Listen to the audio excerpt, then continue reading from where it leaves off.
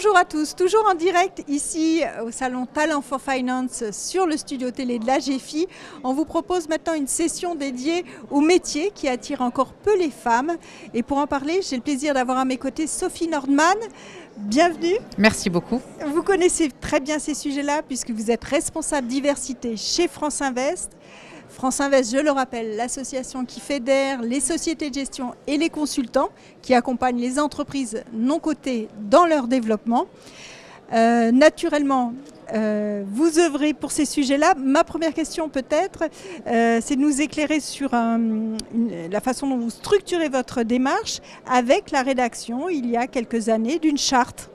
Alors que contient-elle cette charte ? Alors c'est vrai que cette charte, ça a été un petit peu un big bang, en tout cas en termes de parité au sein de notre environnement. Donc c'était en 2020, sous la présidence à l'époque de Dominique Gaillard et avec Claire Chabrier à ses côtés au sein de France Invest, et qui ensuite a été présidente de France Invest et qui lui a permis d'accélérer encore plus cette charte. Donc en 2020, quelques mois avant le Covid, quelques semaines même avant le Covid, France Invest s'est engagé et a rédigé une charte qui a été signée par presque 90% des sociétés de gestion de la place française et qui a plusieurs engagements, dont 2 chiffrés qu'on suit chaque année depuis très longtemps, qui disent avoir comme objectif d'avoir plus de femmes dans les équipes d'investissement. Aujourd'hui, on va parler un petit peu chiffres, mais les 2 principaux objectifs, c'est d'avoir 40% de femmes au sein des équipes d'investissement, donc le front office, donc pas le middle ou le back office, à la partie vraiment investissement. Donc l'objectif, c'est 40%. Exactement. L'objectif est de 40%, sachant qu'aujourd'hui, ou en tout cas en 2020, on était à combien ? Alors, en fait, j'ai les résultats de l'année dernière. En juin 23, on avait le baromètre qui concernait l'année passée, 22. Et là, on est en train de travailler en ce moment sur la prochaine publication. Mais le dernier baromètre disait que là où l'objectif est de 40% en 2030, aujourd'hui, on est à 28%. Donc on a encore une belle marche à franchir, même si depuis cette charte, on a eu des indicateurs qui ont fortement progressé. Mais la marche est encore longue. Donc 40% pour l'ensemble des sociétés des équipes d'investissement, du junior jusqu'à l'associé. Et au sein du clan plus serré où se prennent les décisions et le Graal, on va dire, ce qui s'appelle le comité d'investissement, l'objectif toujours pour 2030 est de 25%. Et aujourd'hui, au dernier baromètre, on est à 22%, donc on est presque... On n'est pas loin. On est moins loin, on va dire. Presque envie peut-être de rehausser cet objectif, peut-être. Je pense qu'on sera mal accueillis par la communauté, parce qu'aujourd'hui, c'est pas simple, ça demande beaucoup d'efforts à tous les niveaux pour attirer, recruter, promouvoir, fidéliser. Et si on rehausse les objectifs, déjà que c'est pas simple pour eux, je suis pas sûre qu'ils le prennent avec un grand sourire. Ce qui signifie que quand vous dites attirer, il n'y a pas beaucoup de candidates. Non, il n'y en a pas. On n'est pas à parité, malheureusement, loin de là. Et donc, on a beaucoup d'initiatives. Chez France Invest, on en a une qu'on appelle l'Outreach. On va dans les écoles de commerce, les écoles d'ingénieurs, les grandes universités pour parler du métier, du private equity, parce que ce n'est pas un métier qui est si connu que ça. Non. Et dans ces présentations, on s'efforce d'être toujours 2 hommes, 2 femmes à parité pour montrer que ça peut être aussi un métier féminin. Et de leur donner envie, de leur parler du métier, leur dire que c'est tout à fait compatible avec une vie de femme. Donc ça, c'est une des actions de France Invest. Et en préparant cette interview, vous me confiez que dans l'amphi, déjà là, on a une majorité d'hommes, c'est ça ? Malheureusement, oui. Déjà dans l'amphi, donc en général, le relais au sein des écoles, ce sont des étudiants. Mais on a beau leur dire, faites venir garçons et filles, de facto, dans les assistances, on a 25-30% maximum de jeunes étudiantes, de jeunes femmes qui se présentent pour écouter. Donc ça se traduit ensuite dans les CV qu'on reçoit en tant que stagiaire, en tant que chargé d'affaires. Et donc on essaye, mais il faut remonter très très haut. Bien sûr, c'est compliqué.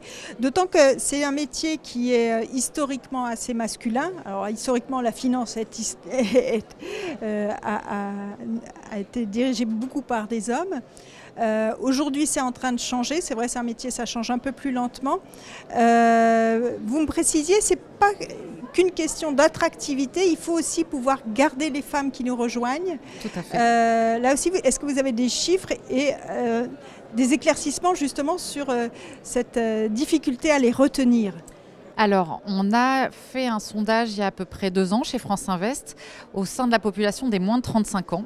Ouais. Donc, on a interrogé, je crois, 600 ou 700 personnes au total. Donc, c'est un grand nombre de répondants, de panel, à la fois des jeunes hommes et des jeunes femmes. Et les hommes de moins de 35 ans se projettent dans le métier du private equity à horizon 5 ans. Ils se voient encore évoluer dans le métier. Les jeunes femmes, elles, se projettent à seulement 30% dans le métier du private equity. Donc elles ont moins de 35 ans. Elles ont quand même travaillé dur pour en arriver là, mais elles ne se projettent pas, ou en tout cas qu'à 30% versus 80% pour les garçons dans le métier. Donc on a un gros chantier qu'on est en train de justement attaquer, qui est de comprendre pourquoi elles ne cherchent pas à rester. Et au sein de la commission Talent et Diversité que je co-préside, on a du coup créé récemment un chantier spécifique rétention et essayer de bien comprendre pourquoi elles ne souhaitent pas rester alors qu'elles sont dans une place magnifique. Oui. Vous avez des pistes déjà Alors moi j'ai des idées, mais j'ai pas encore de chiffres, c'est pas encore démontré. Mais comme on le voit dans les chiffres, malgré les efforts, ça reste encore très masculin. Et je pense que les jeunes femmes ne se sentent pas encore à l'aise puisque l'équilibre n'est pas encore atteint. Et donc on a des codes culturels, des comportements qui ne sont pas encore complètement diversifiés et elles ne se reconnaissent pas là-dedans. Moi, je pense que c'est la principale raison.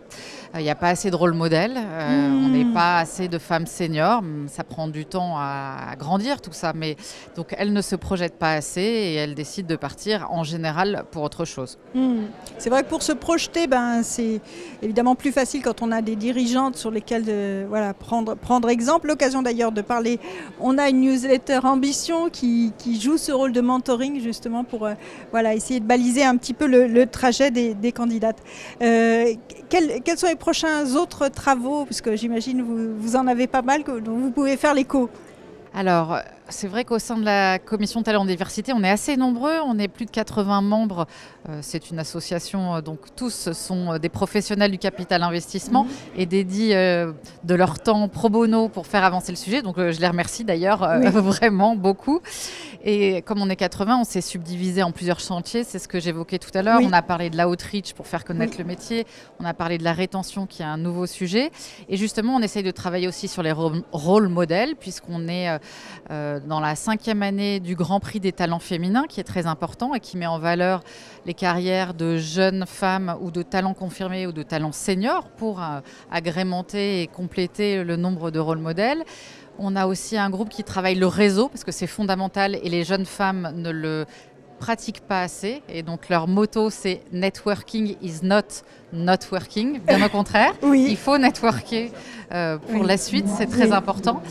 Et dans les prochains développements, on a déjà commencé, on va élargir le thème de la parité, donc de la diversité de sexe, à la diversité plus large. Ça peut être la diversité socioculturelle, la diversité d'orientation sexuelle, le handicap, la diversité en termes d'âge et d'expérience, pour que justement on ait au sein des équipes d'investissement des équipes qui soient semblables à la société et qu'on n'ait pas cette image très stéréotypée de le private equity, c'est uniquement pour des CSP++, qui ont fait tous les mêmes écoles, qui sont en général des mâles blancs, et essayer d'enrichir et d'ouvrir, puisque à la fin des fins, on prend quand même des décisions assez importantes en termes économiques. Et plus on a des chemins de pensée, donc des diversités riches et larges, plus j'espère les décisions seront éclairées. C'est très clair. Merci infiniment Sophie Nordman. Merci à vous, à bientôt. Grand plaisir, à bientôt.